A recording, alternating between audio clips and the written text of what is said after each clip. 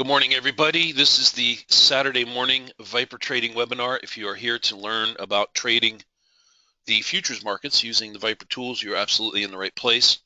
This is actually rescheduled from last Thursday, and the topic is managing targets and stops.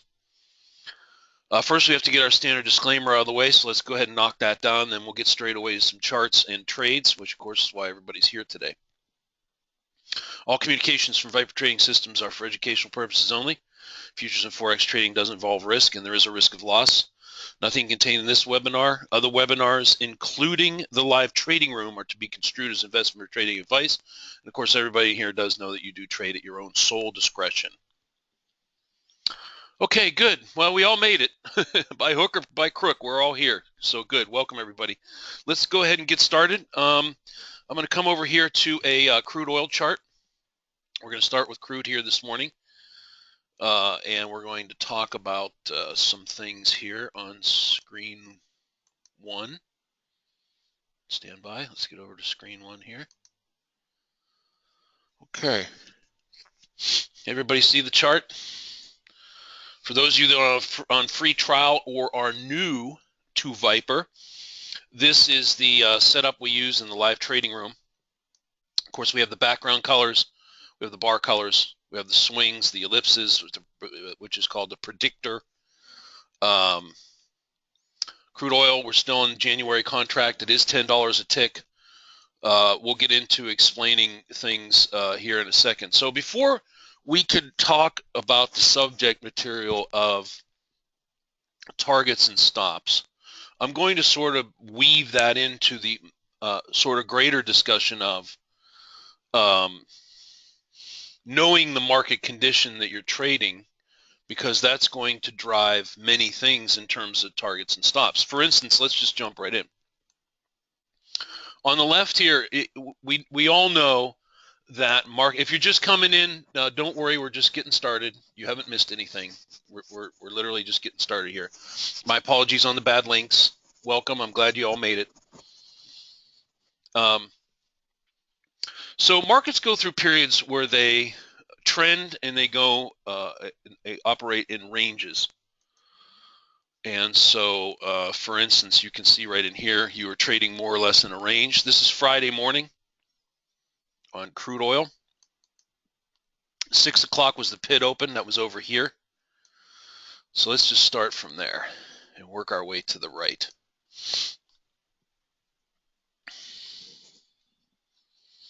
Hey, Paul, welcome. Good morning. Sorry about the bad links. Hey, Pat, good to see you. We're all going to work it out here. Don't worry. All right, so here was crude right at the open, the pit open on Friday morning. You can see that going into in the pre-market of crude on Friday, you were more or less in this overall sort of large range right here to the left. It was oscillating between roughly 34.80 and 34.40. You had 30-40 tick range here, which was tradable. Of course, you can see right at 6 o'clock, you get a little consolidation. I'm not sure exactly where the 601 Bandito or 602 Bandito would have been, but I'm guessing it would have been somewhere in here. I don't know. You guys probably caught this trade. I wasn't in the room. I'm sure Gary. I don't know if you got this little pop up here, but it looks like you got like a quick little moonshot in the first 5-10 minutes on crude. Was anybody in the room trading crude with Gary on Friday morning? Caught this move up? Yeah, Craig. Okay, some of you caught it. Okay, good. And then we went into crude went into this consolidation area right here. Now, arguably with a green background and more or less blue bars, when you have a condition like this where you have an established swing level right here and you have support just under the midband down in here, what you're doing when you're trading the range is you are buying support, and then your target is always going to be to fade the top of the range that you're trading.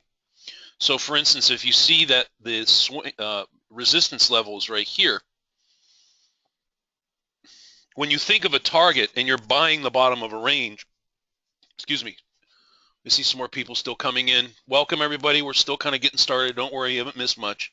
And by the way, if you come in late, this is recorded. You'll be up on the web in a little bit. So essentially, you're buying So when it comes to targets and stops, everything is driven by the type of market that you're trading. If you're trading in a range, then you're going to be buying support and your target is going to be fading the top of the swing. So what you want to do is you want to find the lowest common denominator of where these swings are, and then you're going to have to fade that by a few ticks. So what I mean by that is, for instance, here you have a swing at 35.14, here you have one at 09, you have one at 16, and then you can see that you resume going into, you get a little mid-band patch there on that pullback, and then you go back up into your uptrend, and then we'll talk about this in a minute. So what I mean by fading is that the lowest common denominator here is 09, and you're going to want to fade that for your target on your buys and go at least like 04, 05.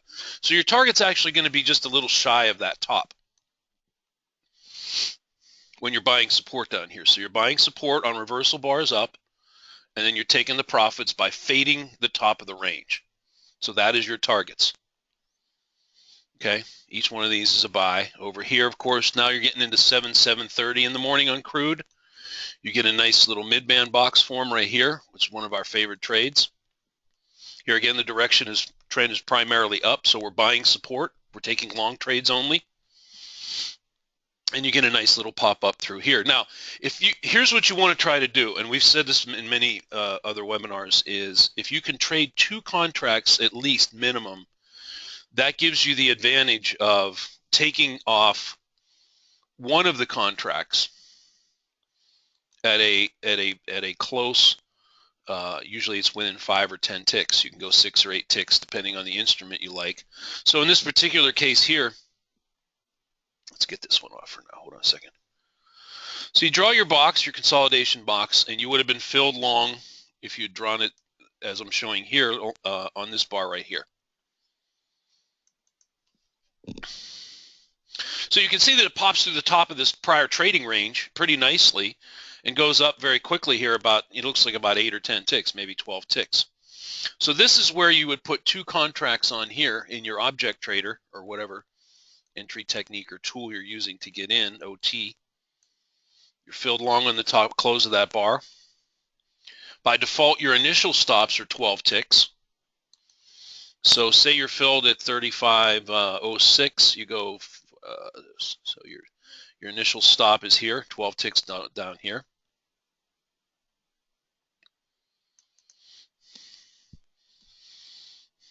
And what you want to do, generally speaking, is when you get this initial pop and you take that first contract off at, say, 6 or 8 ticks, that's going to vary based on your instrument. When you have to study your instrument that you trade and see when you get these pops out of these boxes, generally speaking, how far does it go to hit that first target? It's usually within 10 or 12 ticks. So this would be your first target. Your initial stop is down here. It's 1 OCO. So now you have 1 stop left, and you generally want to try to use that other part of OT to pull your entry stop, initial stop, to 2 or 3 ticks behind your entry when your first target is hit here. Question coming in.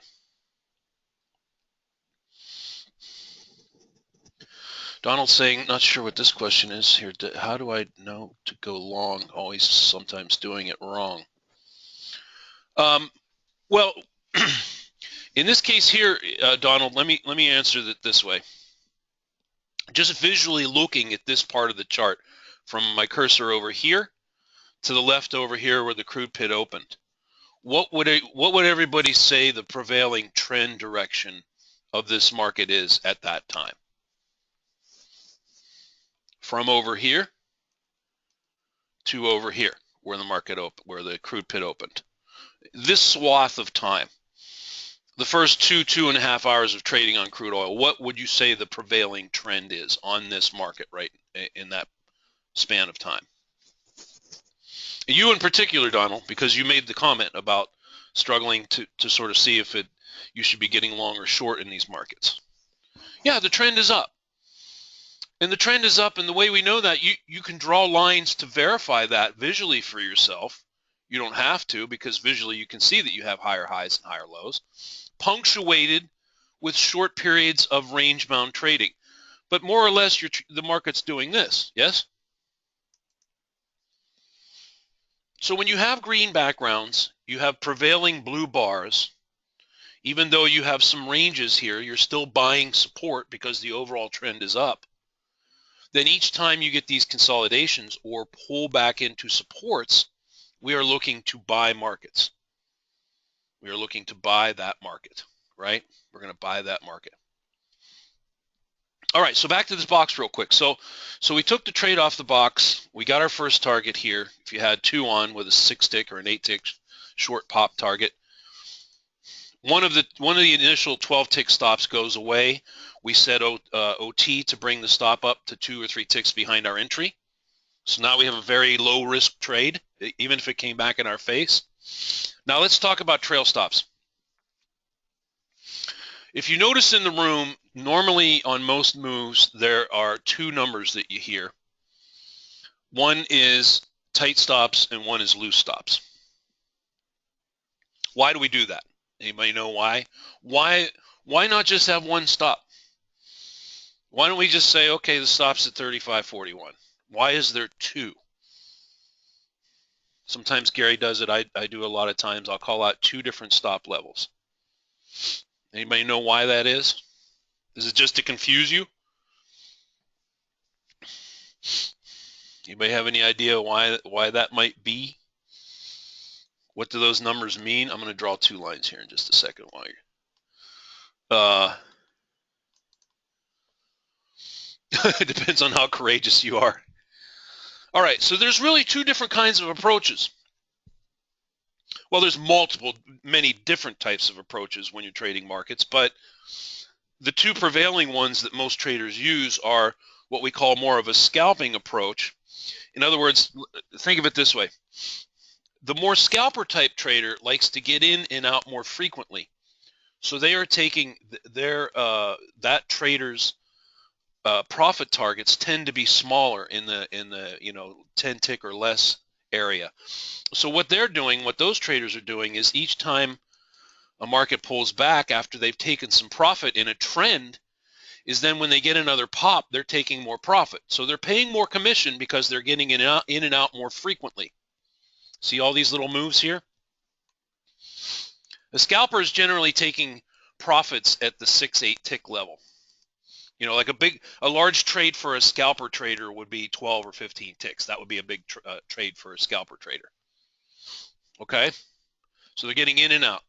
Commissions are higher, but they like to bank that coin. And the stops are tighter. When they get in, generally the stop is very tick within a couple of ticks of where they're getting in. When they get a reversal bar in a trend, they're in, boom, in, out, in, out. So in that case, those traders would have tighter stops. So let's talk about that. So, can you see this line here that's sort of following up the market? So your stops are going to be tighter.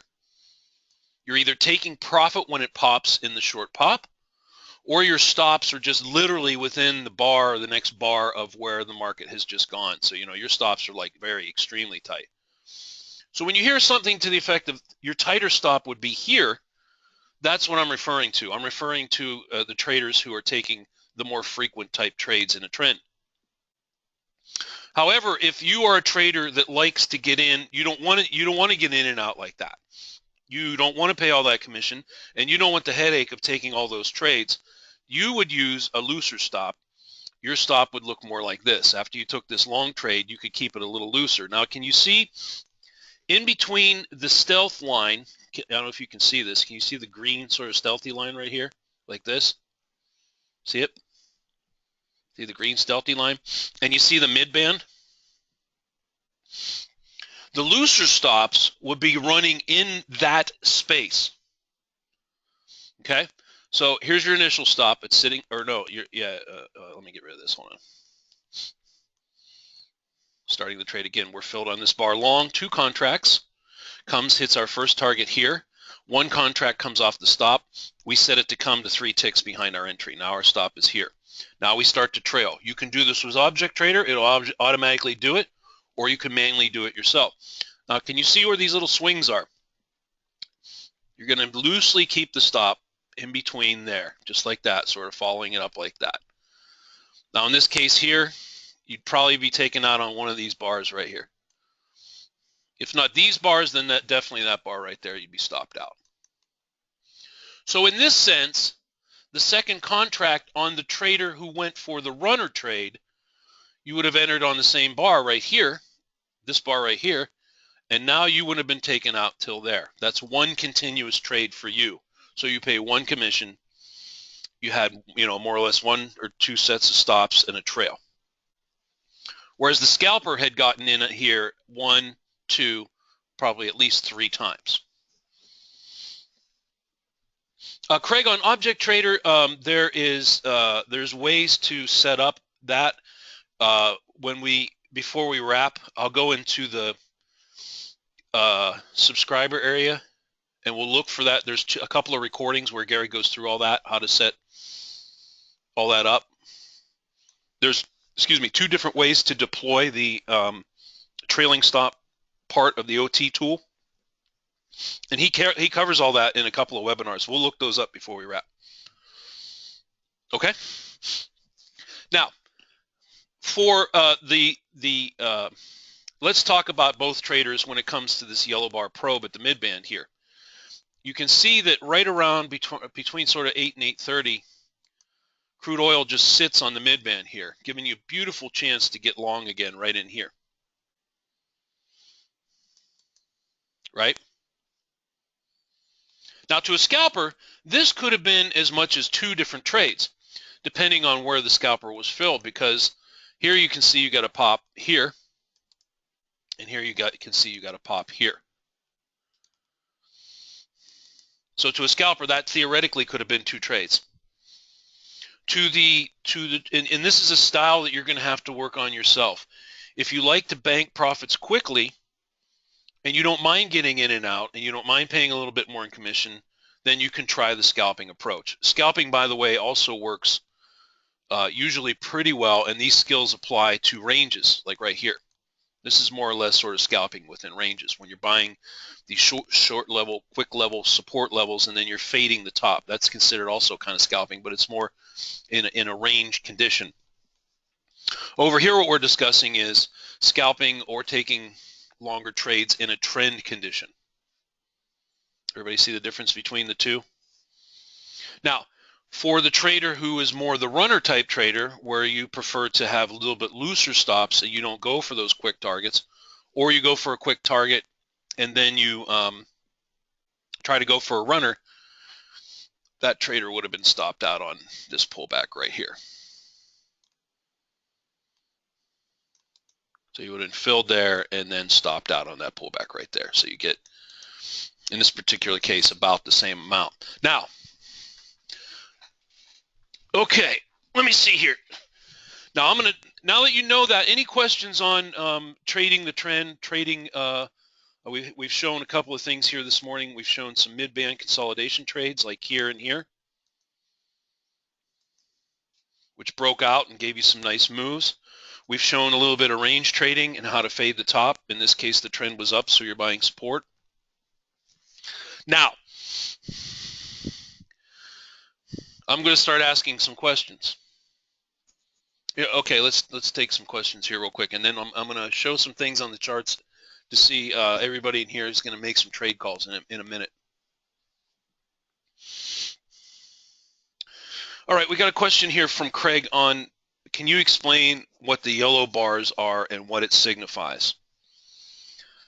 A good way to think of that, Craig, and everybody in here who might be wondering that, is if you notice the yellow bars tend to be clustered around the midband, and it tends to be, yellow bars tend to occur when a market goes sort of sideways.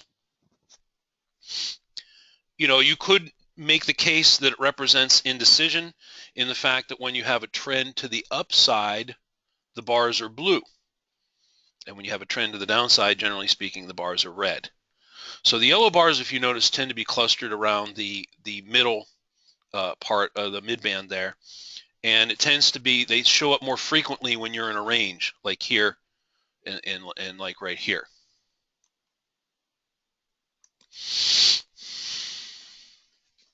It's just the way the bar color script is written is how it produces those bars. In our particular case, in the style that we trade, we are more or less traders of the volatility and the swing levels. So I'm not saying the yellow bars aren't important.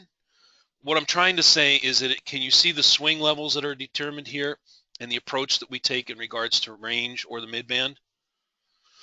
So in that regard, yeah, the yellowness of the bar is a little less important, and it just represents that you're in a state of normally sideways type consolidation, and it tends to occur right around the midband.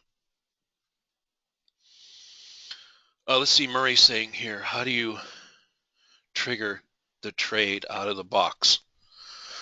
Okay, Murray, so what I'm describing when I show these boxes at the midband here, like this one and this one over here, is that generally speaking, we like to have a tight, small area of consolidation located at or near the midband. In this case, this box you're looking at, bottom of it is around 91, 92, and the top is up here at 03. So you're looking at about 10 to 11 ticks. Generally speaking, you want a box that is consolidating with bars less than 12 ticks is the ideal. Over here, this box was 63 to 70, so you're looking at 6, 7, 8 ticks maybe on this box right here.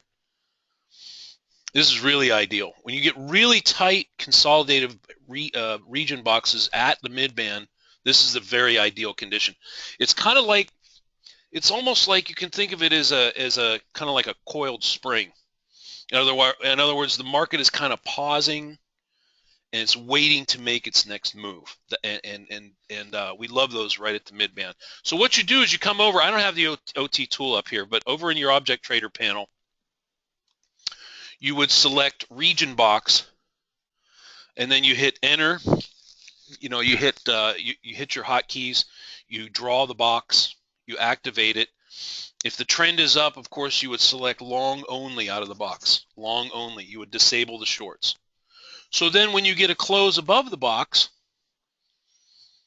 on this bar right here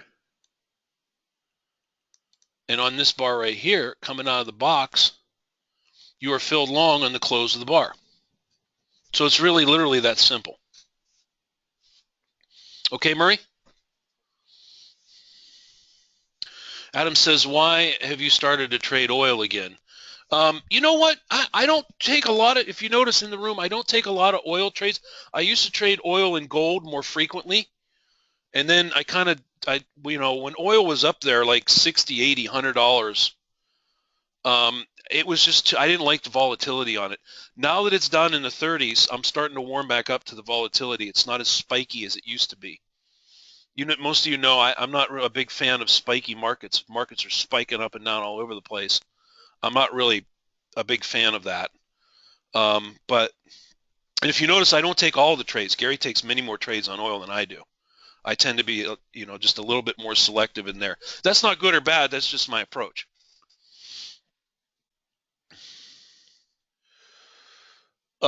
Rude saying, be a little more clear if you could hide the Viper predictor. Has a lot of circles right now. You can hide that, Rude. Just use this button up here. The market's not, you know, I'm not connected. The market's not on live, but you would just hit this button right here, Rude. So you can, this button is designed to toggle the ellipses on and off. So if you want to see them, you simply toggle it on. The ellipses appear, and then you come up here and you turn them off. Yeah, that's all you need to do with that. Yes, I think, you know, let's do this. I want to show one more thing here, and then I'll pull up NASDAQ. I see some questions on NASDAQ. NASDAQ has gotten a little spiky, yes. Yeah, and I want to show one more. I want to do one more trade on oil, and then we'll pull up some other instruments, okay? Can you hang tight, please?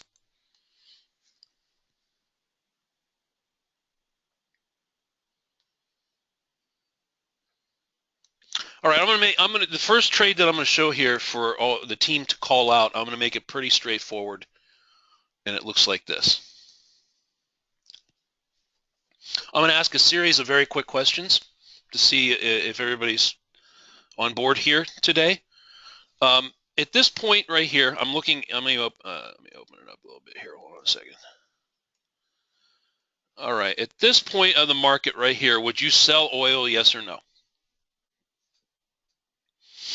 with oil right here. 34.80, 34.90. Would you sell oil here, yes or no? I'm only going to give you 10 seconds. You should know immediately what you're going to do. And that's the whole point of this. When I say 10 seconds, when you look at charts, we want to get you, everyone, to a point where you instantly can look at a chart and immediately know what to do. So there's no ambiguity. Am I buying? Am I selling? Should I wait? What am I going to do? It should be right in your subconscious. You look at it, boom, I know what to do. Time's up. Pretty much no across the board. Michael, I like your comment there. He says, I'm going to wait for a pullback. Same with Chris. Nobody was buying. Okay, good. All right. Now, the trend we see has changed from the fact that we did not hold any of these swing levels. They were all broken to the downside. The background is red. The bars are red. And all of our indicators are stair-stepping down. So clearly we're in a downtrend. So we would be selling the market. Now, if we're going to sell the market, where would we enter it? Where might be some areas or places and numbers on crude that we would look for a retracement to get short? And I'll give you 15 seconds on this one. Basically, where would you get in? If and when this market retraces, where would you look for to go to take a short? So 12 seconds left. Just type in a number, a couple of numbers, a range, whatever. So what I'm trying to see here from the team this morning, I'm trying to see how you look at these charts. How are you looking at this price action? How are you looking at these movements? And what are you thinking about when you see the moves occur? What are we all thinking about? We got 9 seconds left. If and when oil was to retrace here, where might it go for us to get short?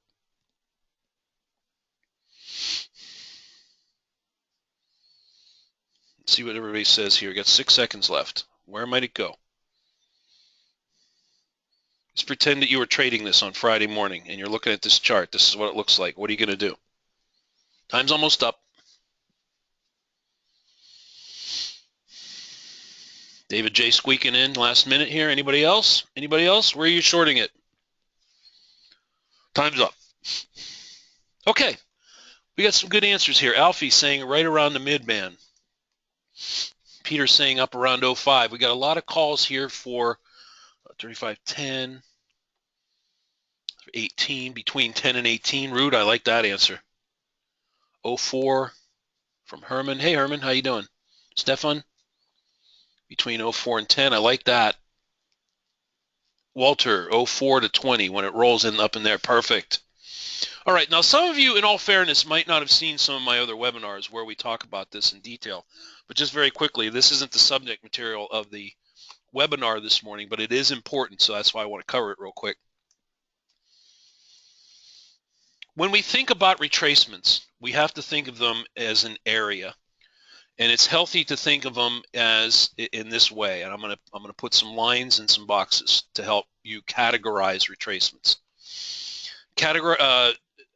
The first category of retracement would be very shallow, where it would only come back up a few 6-8 ticks and roll. Of course, the next level would be up here near the midband. Let's call that the middle range area.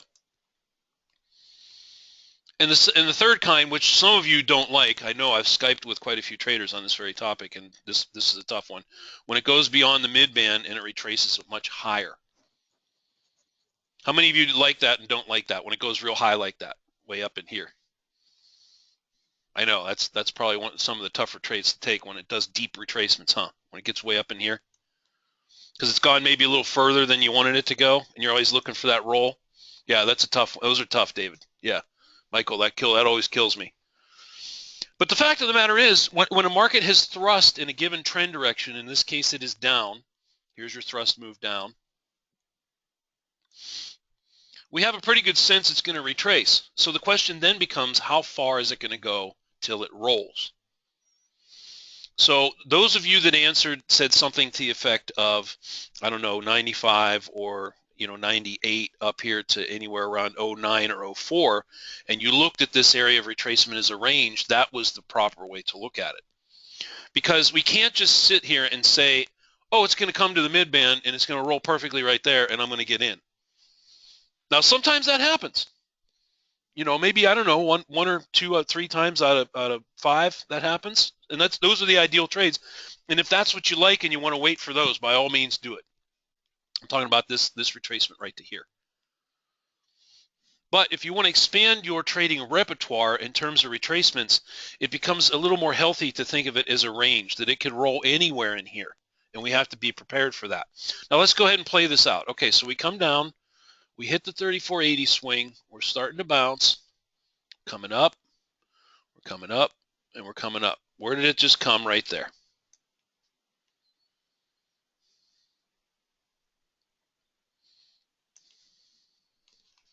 You want some help? Where did it come? Right there, with that swing of that bar right there.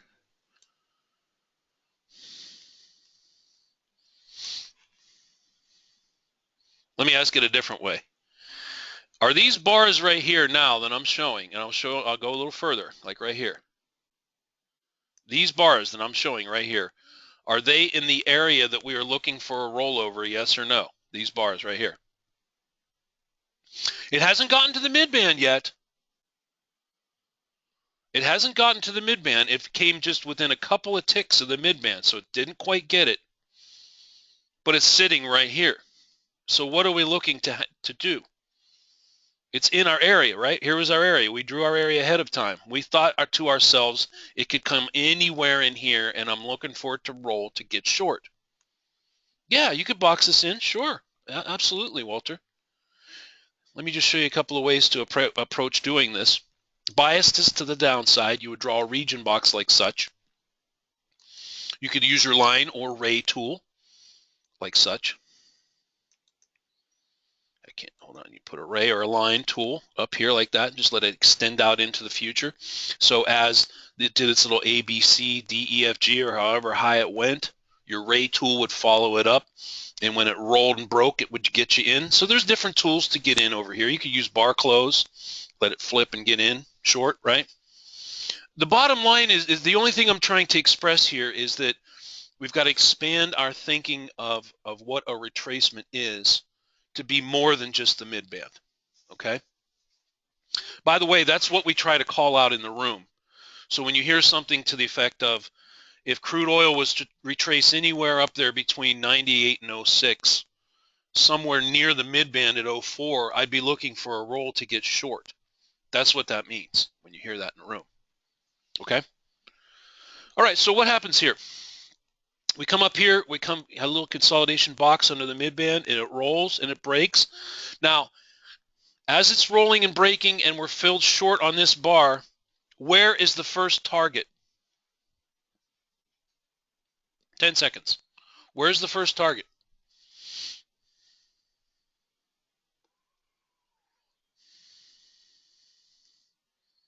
We're filled short on this bar right here.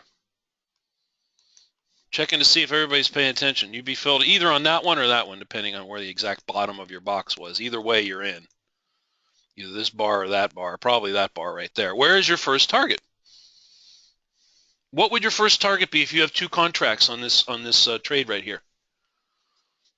Time's almost up. 2 seconds left. Type in a number.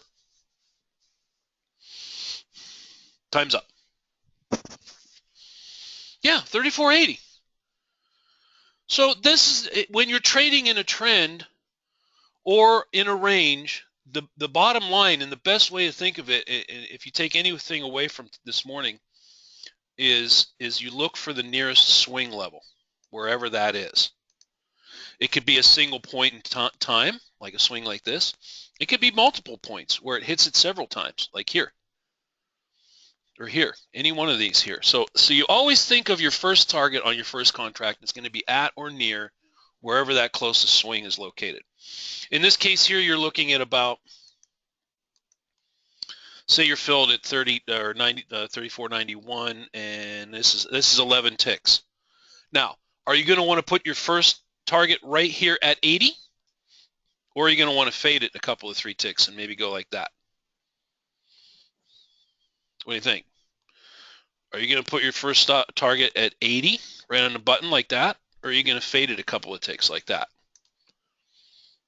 Fade it. Good. You always want to fade those, okay? So let's go back up here where this market topped out from these moves over here. Let me draw a couple of lines so you can envision this, okay? When you took this other short off the mid-band bounce here, I mean the long bounce off of here, we already knew that this swing was established. So if you had multiple targets, at least one of them would be here, yes? And if you faded it, you could have taken it off on these bars right here. So it's very similar condition on the short. Yeah, you want to short it, and you're fading the swing. Now, this is going to be a little bit tougher. That was an easy one, okay? Yeah, I'd go at least 2 or 3 ticks, Peter. You can go more if you want to. It depends on, excuse me, in ranges. Hold on, let me get a sip of tea here. Hold on.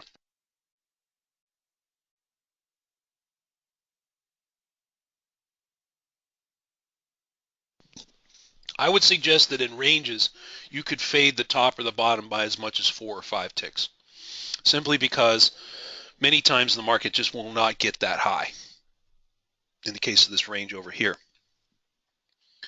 Now, if the swing at 34.80 was to break on this short trade here, where might the next target be below there? I'll give you 10 seconds on that one too. Okay, we're short out of this little region box here on that bar. We're going to fade the 80 swing a little bit here.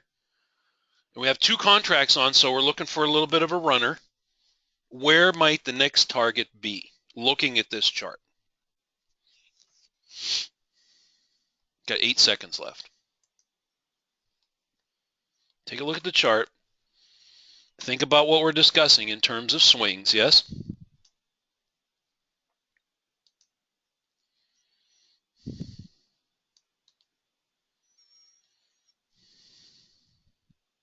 Just take a look at it. Where might the next target be if the market decides to move through the 80 swing?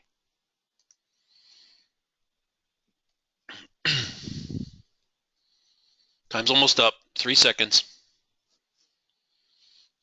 All right, good. We're seeing some good answers down here. I like everybody's responding with some very good levels. Excellent. All right, time's up. Good. All right. So most of you have noticed to the left here that the prior swing before the move up was located down in this area right here. And you've got, surprisingly, not too surprisingly, a little predictor ellipse painting down in here. So if you said anywhere between 68 and 74, you were right. That would be a good next target, absolutely, if you're in multiples, because it's quite possible you could get a little bounce there. All right, let's go ahead and play this out. Let's see what happened. Let's see what happened on our little short trade here. All right, we're filled, gets a little bounce, comes back, checks 92 right where we got in, rolls over, hits target 1 that we faded right in here, comes down, takes out target 2. Now, I want to advance this discussion beyond 2 contracts because some of you trade multiples. So late in the morning, you might hear the word, say we're getting towards 8 o'clock in the morning when we tend to wrap the room up normally, and we say, okay, we're getting long in the tooth. If you're used to multiples, cut it down to 1 or 2. What does that mean? If you're used to multiples, cut it down to 1 or 2. And you might be saying to yourself, well, that makes no sense at all because you've been saying to trade 2 contracts all along. What the heck are you talking about multiples? What is that supposed to mean? It means that, so the amount of contracts that you put on is equal to the amount of risk that you're taking, yes? So if you put on 1 or 2 contracts versus 10 or more, you can see that the level of risk that you're taking is increased almost tenfold, yes? So for instance, I know a lot of people, and myself, I routinely put on maybe between 10 and 20 contracts in the morning on these early moves. I might put on 18 contracts or 20 contracts. So when I say multiples, that's what I'm referring to. Anything more than one or two. So if you're trading 2 or 4 or 6, 8 or 10 or more, now you have multiples on.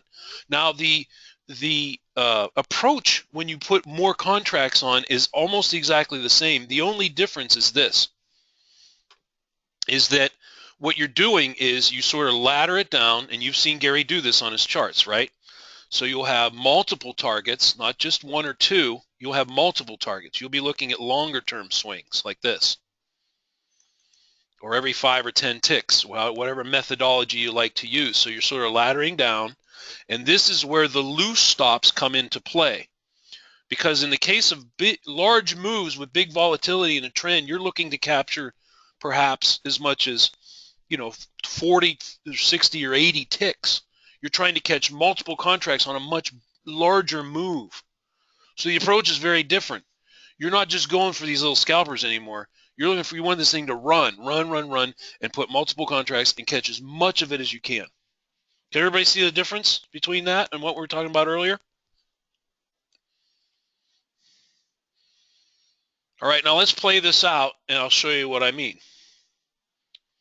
Let's see what happens to the rest of this move. You ready? Okay, here we go. It's dropping, hitting the third target. Here was target 1. Here was target 2. It's coming down. It's hitting the third target down in here. Now, at this point in time, when it hits that third target, where would your stops be on this move? We'll give you 10 seconds. The market's down here. Let's suppose that you had multiples on, and it's taken your third target out right here, 60. Where would your stops be at this point in time? 10 seconds on the clock. If you were still in this runner trade, where would you put your stops? 8 seconds. You should look at these charts and instantly know these numbers. They should just pop right off the chart, right into your mind. You don't have to think a lot about it. That's what we want to do. We want to get enough screen time in under our belts so that when this all is happening in real time, these bars are shooting around all over the place, you're not confused. You know exactly what to do. 6 seconds left. Where are your stops right now on this trade? Very simple question.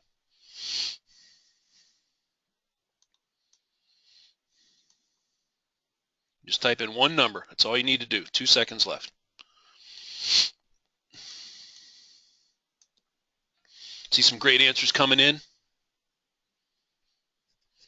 60 from Herman. Maurizio at 70.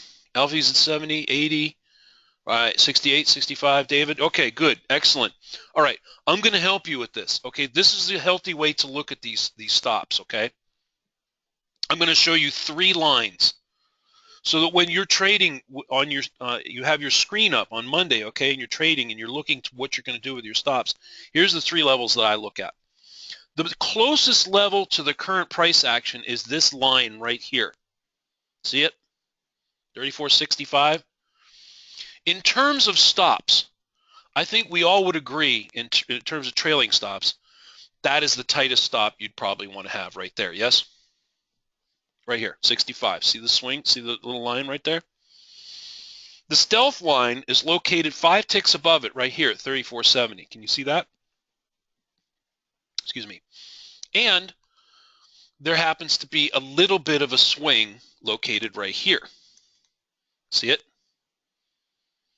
I think we all would agree that the 70 stop would be a little looser than this. The 65 down in here is pretty tight for a stop. This is a little bit looser, and given the fact you have a little bit of a swing there, it should theoretically, if it came up, roll off of there. So 70, 71 would be another area for a stop. Some of you went way up here near the midband and said 77 or 80. So your stops are very loose up in here. So that's the healthy way to think about trailing stops. Now, the reason you think of it in these 3 different ways goes back to the type of trader that you would be. If you're the type of trader that gets in and out, as we discussed earlier, you would tend to gravitate towards the tighter stops. And the reason for that is that on a retrace, a deep retrace up into here, possibly near the mid-band, that it's probably going to go ahead and get your tight stop, and you're cool with that. And furthermore, you realize that if it gets up in here and rolls, you could get back in, yes? Yeah, but you give up a lot. Right, exact, Craig. That's the trade-off. You're hitting it right on the button. That is the trade-off. Okay, the looser the stop you leave, if you leave it here or even way up in here, now you're giving back as much as possibly 20 ticks on a retracement, which is a huge chunk of the profitability of your trade. Right? That is precisely the trade-off. That is exactly the trade-off. And each one of us in here this morning is going to have to experiment with these different levels to determine what type of trader you are. That was great. That was good. That was perfect. Everybody got that right on the money. All right. Now, I just want to, before I move on, does anybody have any questions on the 3 levels of stops? So that's even further sort of explaining on what you're hearing in the room. That's what those different levels are. So the levels are speaking to the different types of traders, the ones that are tight stops that get in and out, and the looser ones for those of you that like the runners. Okay? All right, let's move on. Let's play this out. Okay, we come down, we break the 60, go down here to 55, we pause momentarily, we take out the 4th target. If you're here again, if you're in multiples, you've hit 1, 2, 3, 4 targets have been hit. Now you roll your trailing stops down to where? Tights 41, 53, and the mid-band's very close to that too at 50, 53.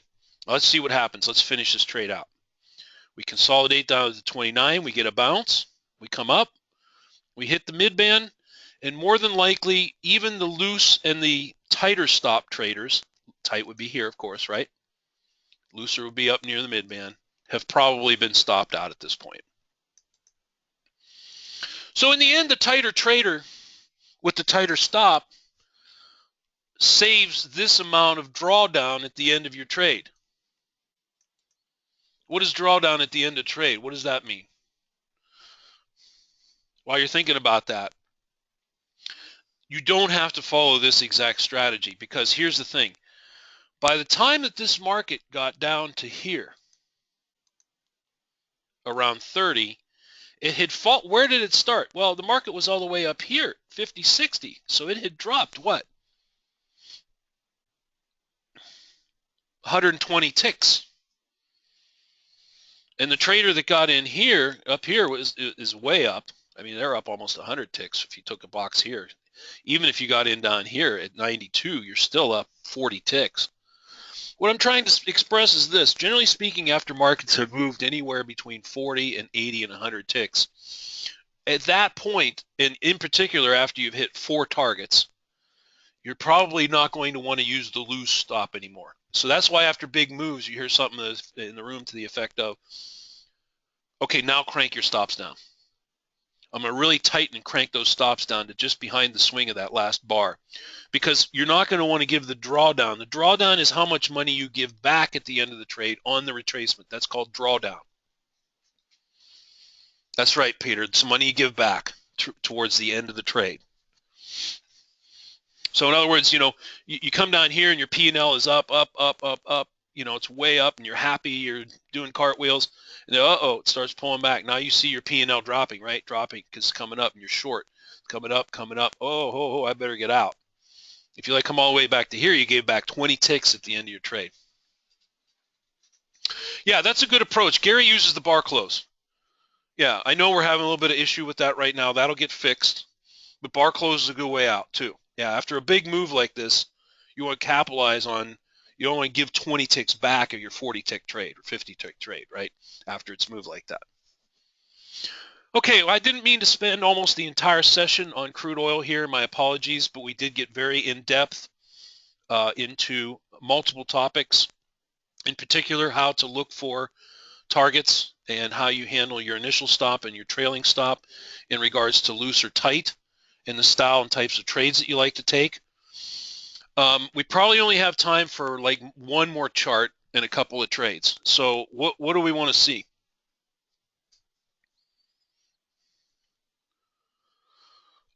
Just type in an instrument, and we'll see if we can squeak one or two more in here real quick. You want to see NASDAQ or YM or the Russell? What do you want to see? Oh, we got a good mix here. We got YM, the Russell, and okay. Tell you what, let's see if we can squeak all three in real quick. What do you think? All right, let's get quickly over to some other charts. Question here from, yeah, Walter, and after large moves, markets tend to consolidate. They can go into ranges, right? And so here again, you would have to shift your trading approach from trend mode into range-bound trading mode. Todd asking here, trading two contracts, do you recommend taking two with fixed targets or have one with a fixed target and a runner? That's really a function, Todd, of this.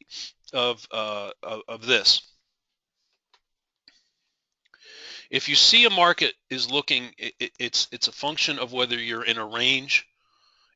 There's multiple considerations. Let me back up. Time of day is a consideration, right? Time of day is a consideration. Whether you're trending or not is a consideration. If markets are doing things, exhibiting behavior like this, where they're tending to go in a little bit of spurts of ranges, and then it goes up, and then it goes into a range, it goes up into a range. Clearly in these conditions, your targets and stops have to be fixed and close by. So it's a function of time of day and volatility of the market. If on the other hand, you see that a market's running and running and running and running and running and taking off and making some large moves and these big swings, go ahead and loosen the stops and take the runners. Okay? All right, okay, let's bring a NASDAQ chart down here and we'll squeak in, we'll try to get at least maybe YM and Russell in too, okay? Give me 1 second. We're going to look at some trade setups here. You're going to make the calls. By the way, I don't know if you guys, guys and gals in here, do you like that format where we show trade setups and you make the call? I don't know if you find that helpful or not. Okay, we're going to look at a pullback trade here on NASDAQ. You like it? Okay. Well, I'll keep doing it. Where you show the trade setup and you make the call.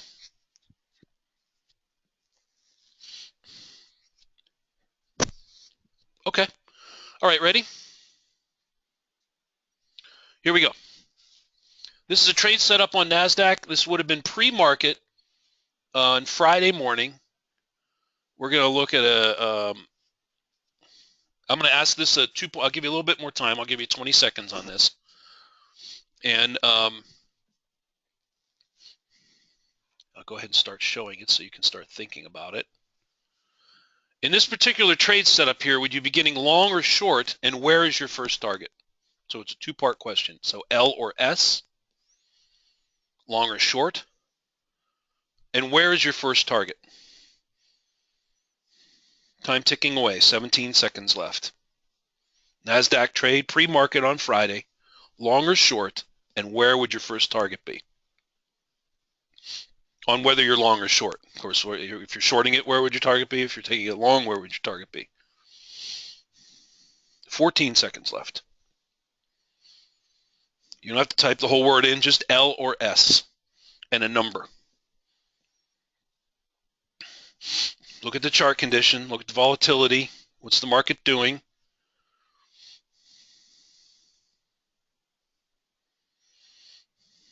Time ticking down, 9 seconds. Think about if you were trading, say you were up early bird on Friday morning and you're looking at this chart and you're trying to decide what to do. What would you do? You're not in the room. The room's not open yet. You have to make a decision. 6 seconds left. You're on your own. Making your own call. Time's almost up. Pat G made it in. Daryl, Chris. 1 second if you're going to get an answer in. Time is up. Okay, good.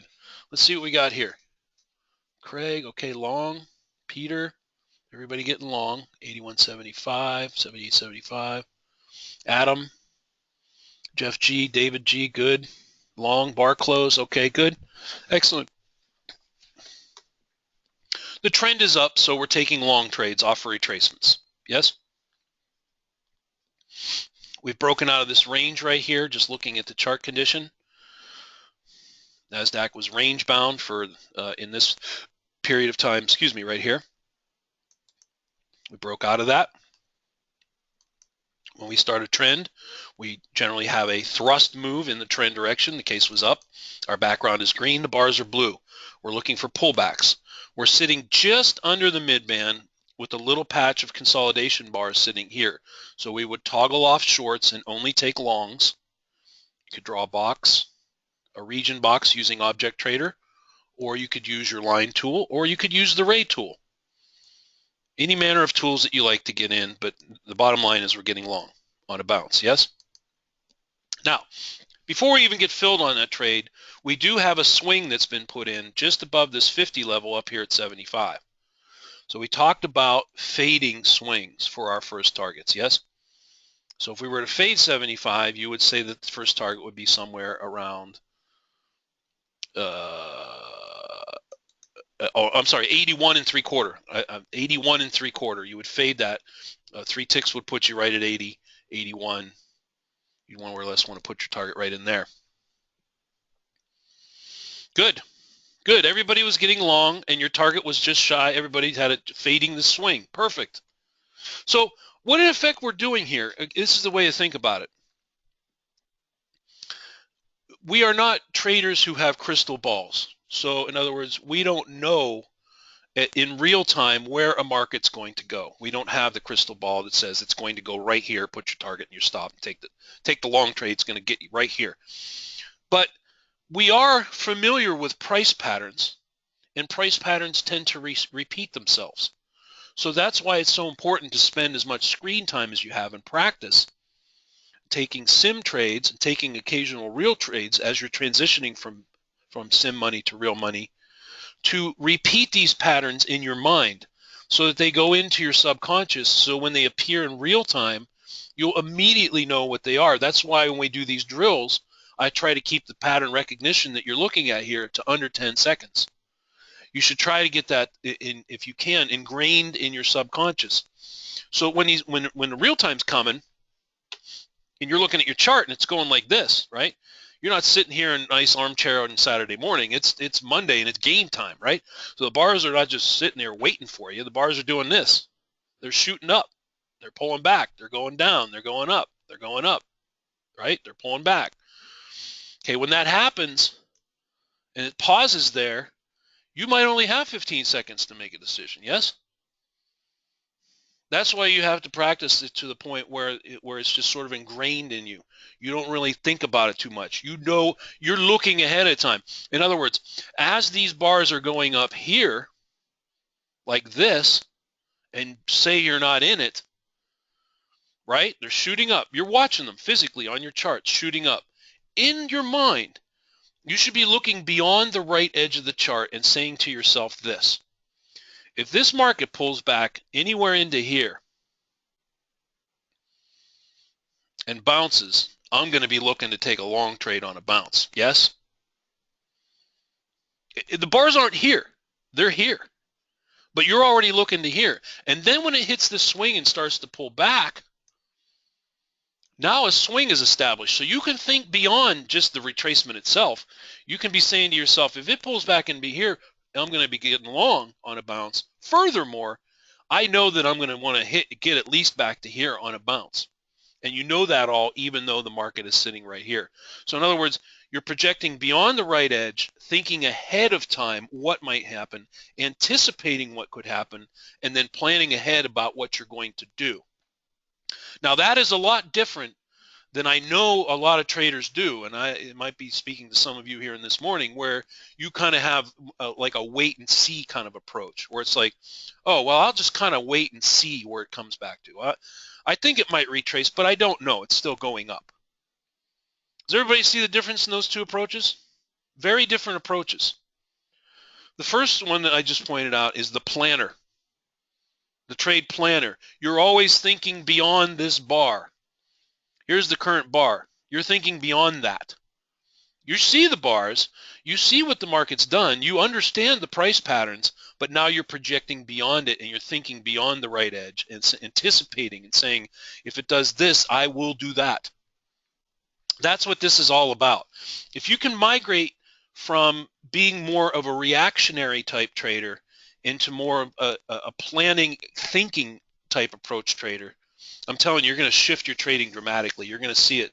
Huge difference because you're anticipating. And that's the value of the room. That's what we try to add the value of the room is when Gary and I are calling out these areas, because that's what we're doing. We're telling you what our projected areas of what we're going to do. That's why we do those calls at those areas ahead of time. Or at least we try to. Craig says making that shift in trade planning is the key to success. It really is.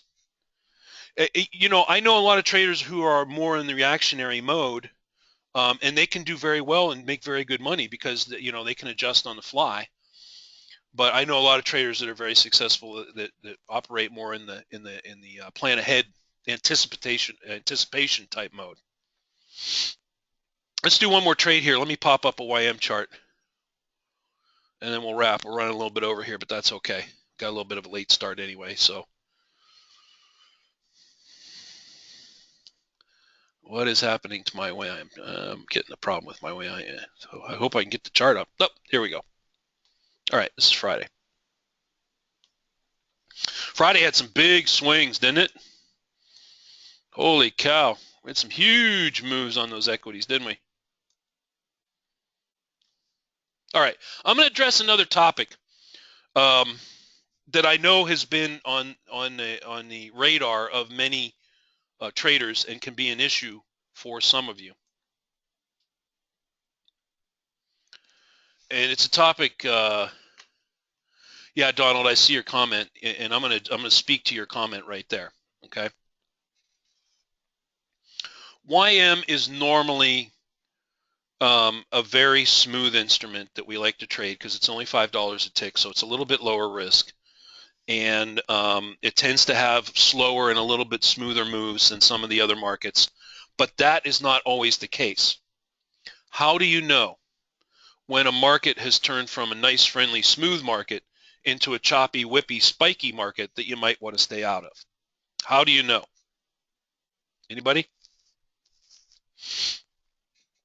What are the clues that a market would present to you that would tell you that that algorithms are pumping and it is spiky and you might want to stay out? Let me give you a hint that might help with that. Take a look between here and here.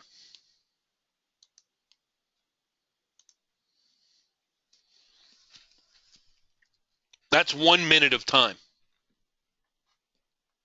How many bars printed in that 1 minute of time? I'm not going to count them, but I'm guessing probably at least 20 or 30 or 40, maybe more. Can you, in the minute of time it took for these 30 bars to print, well, however many they are, could you trade this? Is this really trade? This is 1 minute, by the way. 1 minute, it went from here to here. Probably not. All right, let's look at another area. Here's a couple of minutes right here. Or how about this area? How do you like this area over here? How do you like that one? That's a pretty nice looking area there, huh? What are you going to do with that? See all these yellow bars? All these are printing. This is like 2 minutes. All these bars are shotgunning around all over the place. This is algos gone wild. All right? If you tried to trade that mess on Friday, you know what I'm talking about. Algos gone wild. When you get a shotgun of 20 plus bars in a minute and it is spiking, whipping all over the place, and you're having a hard time trying to figure out where to get in the first 10, 15 minutes of a market, you probably want to stand down and not trade it. Okay? Because it's going to, for a couple of reasons. First of all, it's going to be hard to see where to get in. You're going to be confused sometimes and not know whether you should be long or short. You think you want to trade a range, but the top and bottom really aren't that clear. And then it takes it out and it spikes out way over here. Now, you're only about 20 minutes into the trading day. Do you have to panic? Is the entire morning shot? Yeah, it's algo wars. What I mean by that is that the large investment banks and all the traders around the world that trade these markets, everybody knows, uses scripts. They use computers and software to trade them. Now, all due respect, some days are a little bit smoother and nicer because all the algos seem to be sort of cooperating. Sort of think of it that way, right? Other days, the algos don't like each other and they're fighting it out. They're duking it. They're like boxers in the ring, right? And the result is that we're left with these whippy, spiky, 20, 30 tick whippy, spiky moves that are very tough to get in the middle of. You don't know where you're going to get filled, and you're better off to just stand down. The fact of the matter is, if you're going to trade till 8 or 8:30, you still have another hour to an hour and a half.